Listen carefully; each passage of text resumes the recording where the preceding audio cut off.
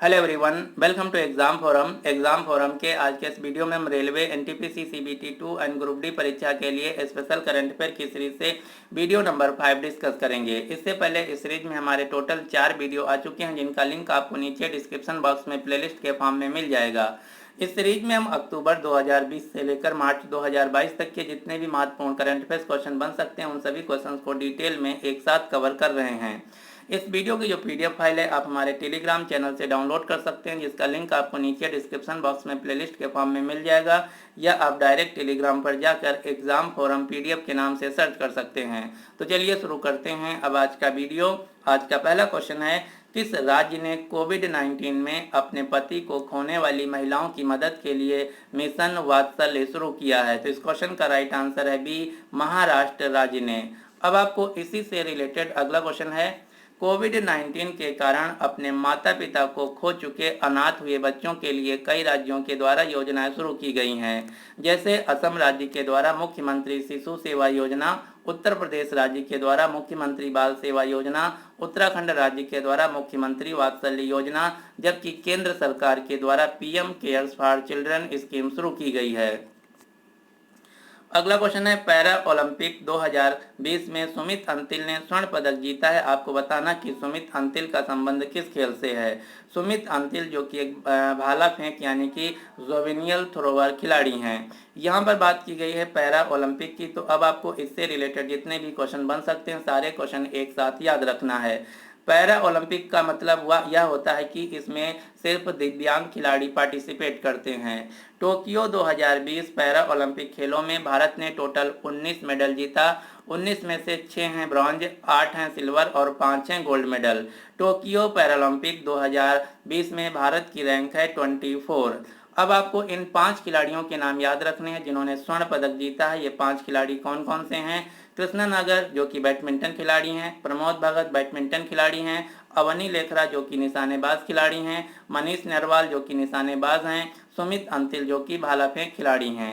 ये वो 5 खिलाड़ी हैं जिन्होंने टोक्यो पैरालंपिक में भारत के लिए स्वर्ण पदक जीता।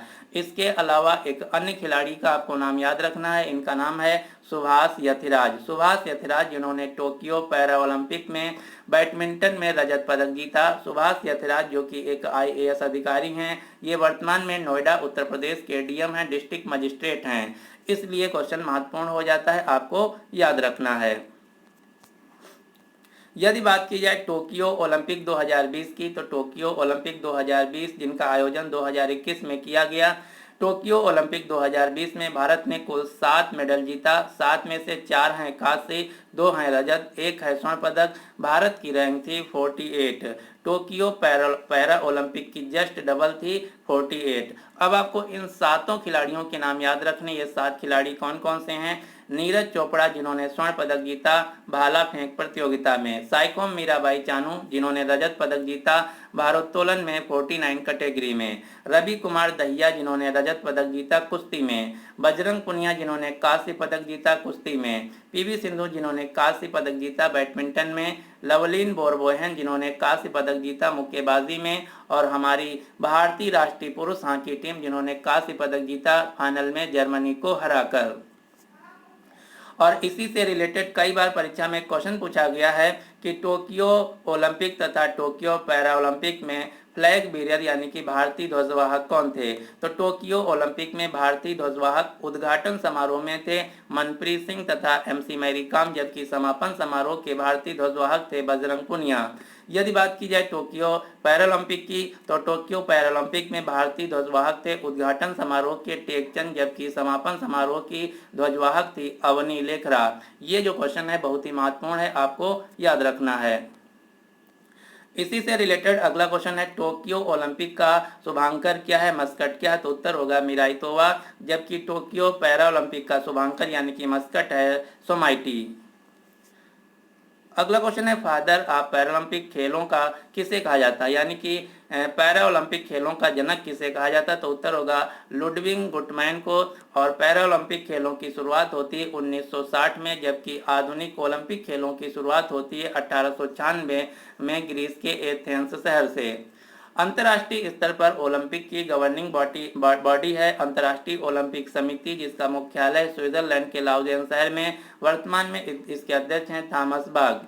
यदि बात की जाए भारत की, तो भारत में भारतीय ओलंपिक संघ के अध्यक्ष हैं नरेंद्र ध्रुव बत्रा, जो कि वर्तमान में अंतर्राष्ट्रीय हॉकी महासंघ के भी अध्यक्ष हैं।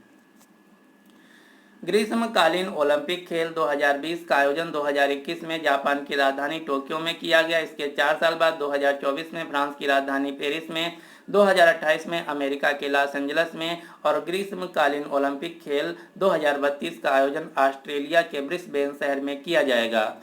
यदि बात की जाए शीतकालीन ओलंपिक खेलों की, तो 2022 में शीतकालीन ओलंपिक खेलों का आयोजन चीन की राजधानी बीजिंग में किया गया। 2022 के जो शीतकालीन ओलंपिक खेल हैं, इनका शुभांकर यानी कि मस्कट था बिंग डोएन, जबकि 2026 के शीतकालीन ओलंपिक खेलों का आयोजन किया जाएगा इटली के मिलान तथा कोटिना शहरों में। जबकि 2024 के शीतकालीन यूथ ओलंपिक खेलों का आयोजन किया जाएगा दक्षिण कोरिया के गंगवान शहर में और 2026 के ग्रीष्मकालीन यूथ ओलंपिक खेलों का आयोजन किया जाएगा सेनेगल के डकार शहर में। अगला क्वेश्चन है, पुणे स्थित सेना खेल संस्थान आर्मी स्पोर्ट्स इंस्टीट्यूट स्टेडियम का नाम बदलकर अब इसका नया नाम क्या कर दिया गया? तो इसका राइट आंसर है नीरज चोपड़ा स्टेडियम, जो कि पुणे महाराष्ट्र में स्थित है। नीरज चोपड़ा, जिन्होंने टोक्यो ओलंपिक में भाला फेंक स्पर्धा में भारत के लिए स्वर्ण पदक जीता। इन्होंने टोक्यो ओलंपिक में मैक्सिमम भाला फेंका था 87.58 मीटर। इनकी ये जो टोक्यो में प्रतिस्पर्धा थी, ये इवेंट था 7 अगस्त को, इसीलिए अब हर साल भारत में भाला फेंक दिवस मनाया जाएगा 7 अगस्त को। नीरज चोपड़ा को प्रतिष्ठित 2022 Laureus world breakthrough of the year award से नामांकित किया गया है। नीरज चोपड़ा के ऊपर एक पुस्तक लिखी गई है जिसका नाम है गोल्डन बॉय नीरज चोपड़ा। यह पुस्तक लिखी गई है नवदीप सिंह गिल के द्वारा। नीरज चोपड़ा को राष्ट्रपति रामनाथ कोविंद जी के द्वारा परम विशिष्ट सेवा पदक तथा पद्म श्री सम्मान 2021 से सम्मानित किया गया है। टाटा लाइफ इंश्योरेंस ने अपना ब्रांड एम्बेसडर नीरज चोपड़ा को बनाया है। बैंकिंग धोखाधड़ी में जागरूकता फैलाने के लिए आरबीआई ने भी नीरज चोपड़ा को अपना ब्रांड एम्बेसडर बनाया है। स्पोर्ट्स स्टार एसेस 2022 में नीरज चोपड़ा को स्पोर्ट्समैन ऑफ द ईयर पुरस्कार से सम्मानित किया गया है। एक प्लांट बेस्ड मीट कंपनी है जिसका नाम है गुड डॉट कंपनी ने भी नीरज चोपड़ा को अपना ब्रांड एम्बेसडर बनाया है। मेजर ध्यानचंद खेल रत्न पुरस्कार 2021 टोटल 12 खिलाड़ियों को दिया गया, उनमें से एक खिलाड़ी नीरज चोपड़ा भी थे। अगला क्वेश्चन है, दुनिया के सबसे ऊंचे मूवी थिएटर का उद्घाटन कहाँ किया गया? तो इस क्वेश्चन का राइट आंसर है बी, लद्दाख में। अब आपको लद्दाख से रिलेटेड सभी क्वेश्चन एक साथ याद रखने हैं। ये जो मूवी थिएटर है, इसकी ऊंचाई है 11,562 फीट। दुनिया के सबसे ऊंचे mobile air traffic control ATC tower का भी निर्माण लद्दाख में किया गया है।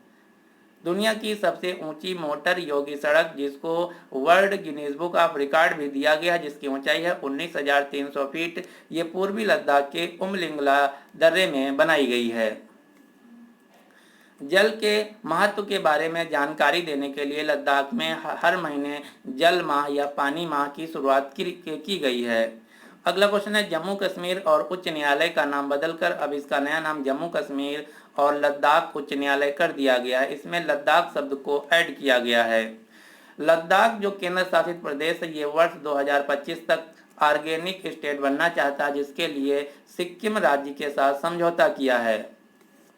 युवान टैब योजना, जिसके तहत लद्दाख प्रदेश में कक्षा 6 से लेकर 12 तक के सभी स्कूली छात्रों को मुफ्त में टैबलेट दिए जाएंगे।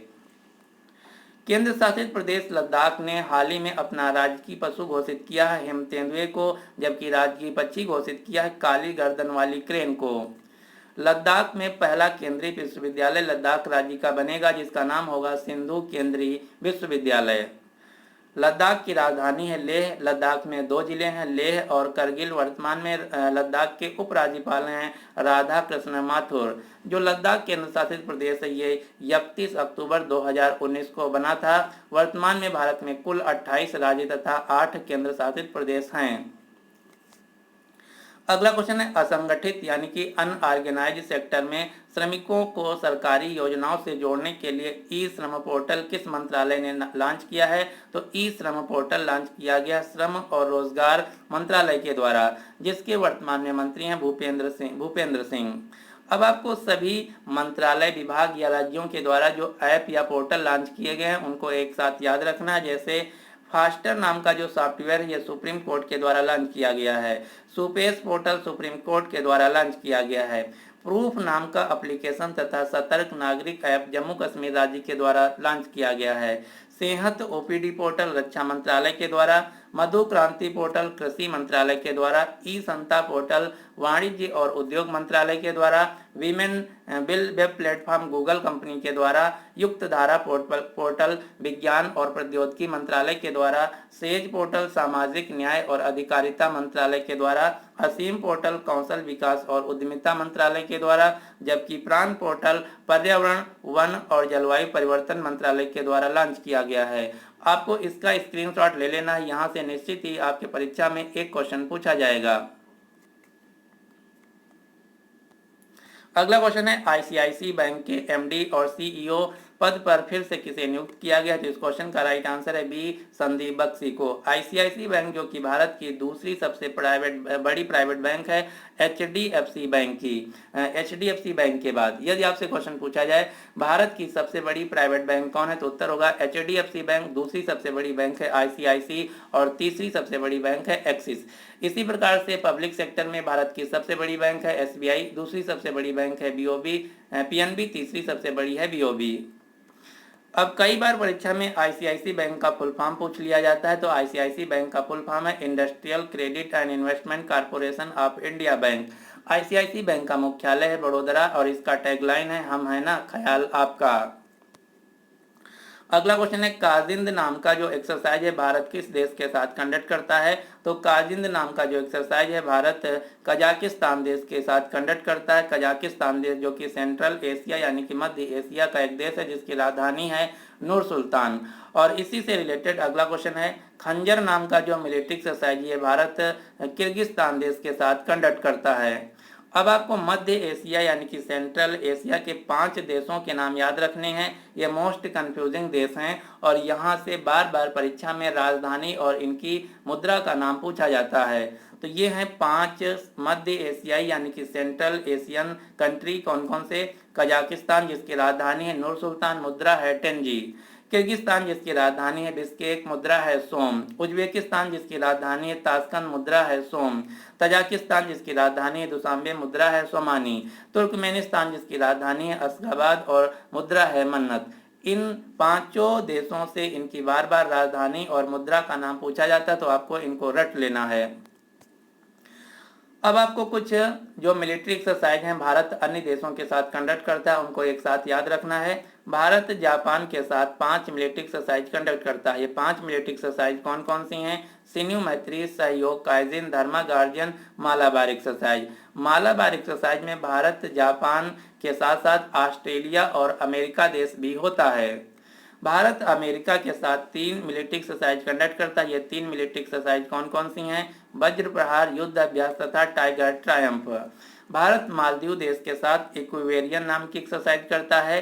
भारत मंगोलिया देश के साथ नोमैडिक एलिफेंट नाम की एक्सरसाइज कंडक्ट करता है।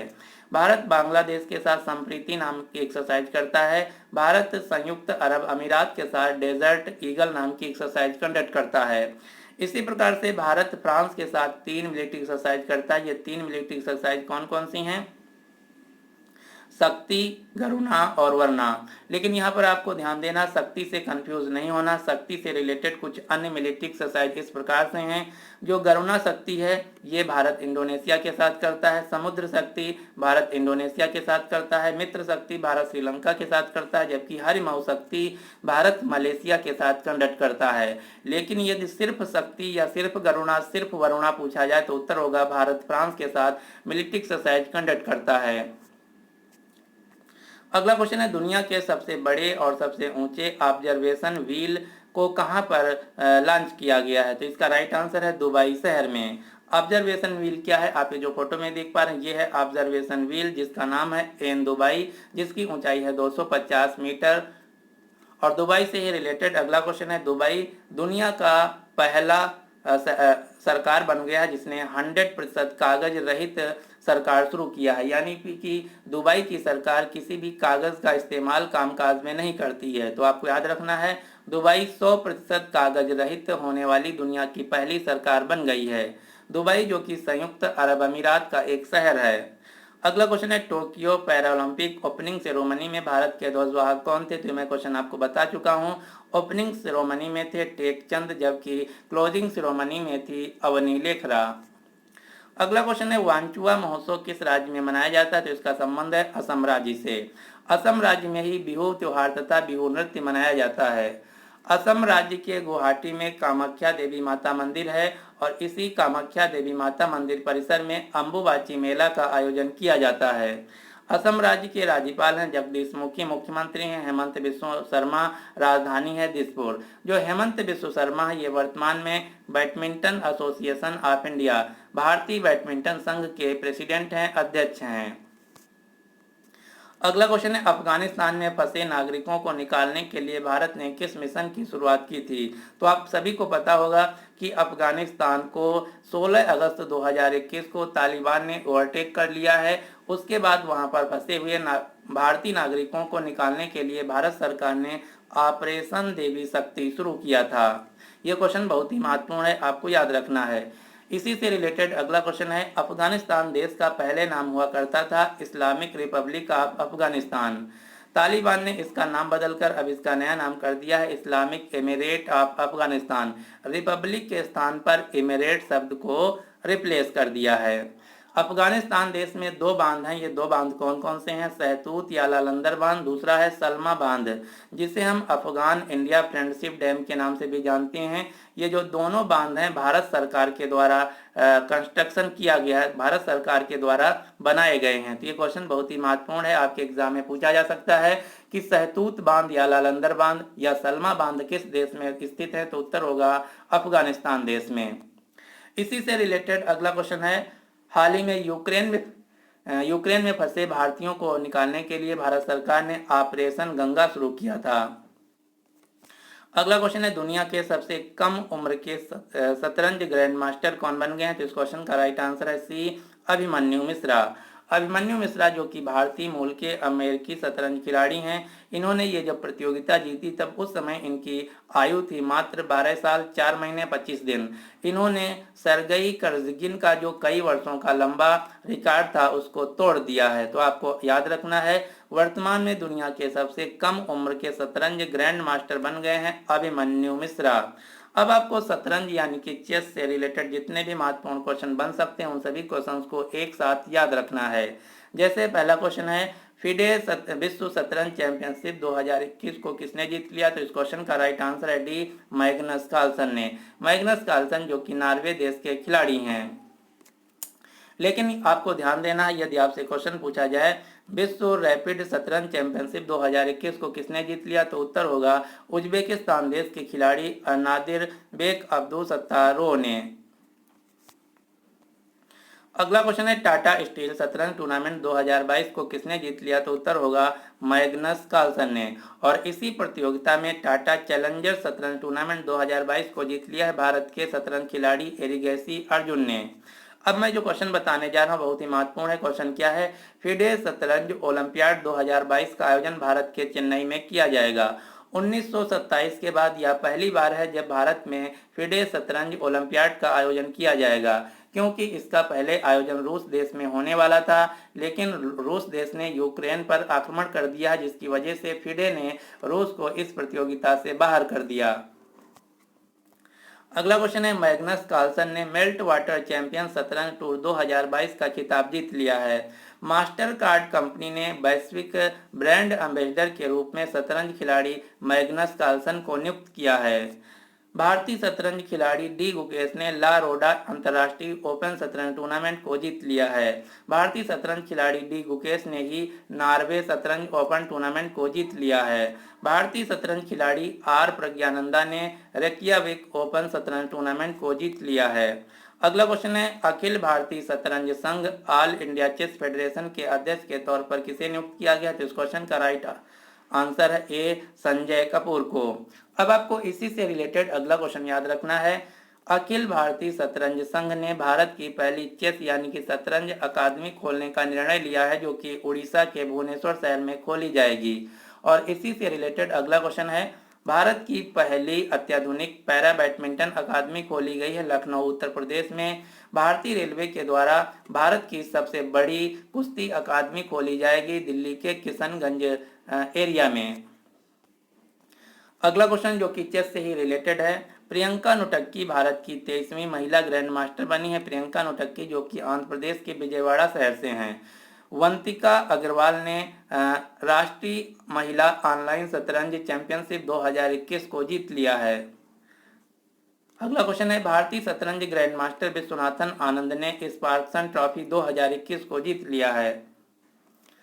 भारत के महान शतरंज खिलाड़ी विश्वनाथन आनंद के द्वारा एक पुस्तक लिखी गई है जिसका नाम है mastermind winning lessons from champions life. यह पुस्तक विश्वनाथन आनंद की आत्मकथा है, जीवनी है। तो आपसे क्वेश्चन पूछा जा सकता है कि मास्टरमाइंड पुस्तक किसकी आत्मकथा है, तो उत्तर होगा विश्वनाथन आनंद की। वर्ल्ड वाइड फंड इंडिया के द्वारा विश्व शतरंज चैंपियन विश्वनाथन आनंद को पर्यावरण शिक्षा कार्यक्रम के लिए भारत का ब्रांड एम्बेसडर नियुक्त किया गया है। अब आपको दो क्वेश्चन याद रखने हैं। पहला क्वेश्चन है, भारत के पहले ग्रैंड मास्टर कौन है, तो उत्तर होगा विश्वनाथन आनंद, जिन्होंने 1987 में भारत के पहले ग्रैंड मास्टर बने थे। यदि आपसे क्वेश्चन पूछा जाए भारत की पहली ग्रैंड मास्टर शतरंज कौन है, तो उत्तर होगा एस विजयलक्ष्मी। भारत में खेल के क्षेत्र में दिया जाने वाला सबसे बड़ा सम्मान है मेजर ध्यानचंद खेल रत्न पुरस्कार, जिसका पहले नाम हुआ करता था राजीव गांधी खेल रत्न पुरस्कार। इसकी शुरुआत 1991-1992 में होती है और इस पुरस्कार में 25 लाख रुपए का नगद कैश प्राइज दिया जाता है। मेजर ध्यानचंद खेल रत्न पुरस्कार सबसे पहले 1991-92 में शतरंज खिलाड़ी विश्वनाथन आनंद को दिया गया था। अगला क्वेश्चन है, अंतर्राष्ट्रीय शतरंज खिलाड़ी महिला फिडे मास्टर्स तनिष्का कोटिया और रिद्धिका कोटिया को गुरुग्राम जिले के लिए बेटी बचाओ बेटी पढ़ाओ योजना का ब्रांड एम्बेसडर नियुक्त किया गया है। अंतर्राष्ट्रीय स्तर पर चेस की गवर्निंग बॉडी है फिडे, अंतर्राष्ट्रीय शतरंज महासंघ, जिसका मुख्यालय स्विट्जरलैंड के लाउजेन शहर में। वर्तमान में अध्यक्ष हैं आर्कडी डोरकोविच और इसकी स्थापना होती है 20 जुलाई 1924 को। इसीलिए हर साल विश्व शतरंज दिवस मनाया जाता है 20 जुलाई को। अब आपको कुछ भारतीय शतरंज खिलाड़ियों के नाम याद रखना, जैसे कनेरू हम्पी, विश्वनाथन आनंद, हरिका द्रोणावल्ली, रमेश बाबू प्रज्ञानंदा, प्रियंका नोटक्की, तानिया सचदेवा, दिव्या देशमुख, डी गुकेश। ये हैं भारत के वर्तमान में फेमस शतरंज खिलाड़ी। तो ये था आज का हमारा कंप्लीट करंट अफेयर्स का वीडियो। आई होप आप सभी को पसंद आया होगा। यदि आपको वीडियो पसंद आया तो प्लीज़ इस वीडियो को लाइक कीजिए तथा अपने सभी दोस्तों के साथ जो railway NTPC CBT 2 and group D परीक्षा की तैयारी कर रहे हैं उनके साथ इस वीडियो को शेयर जरूर कीजिए। So finally thanks for watching exam forum.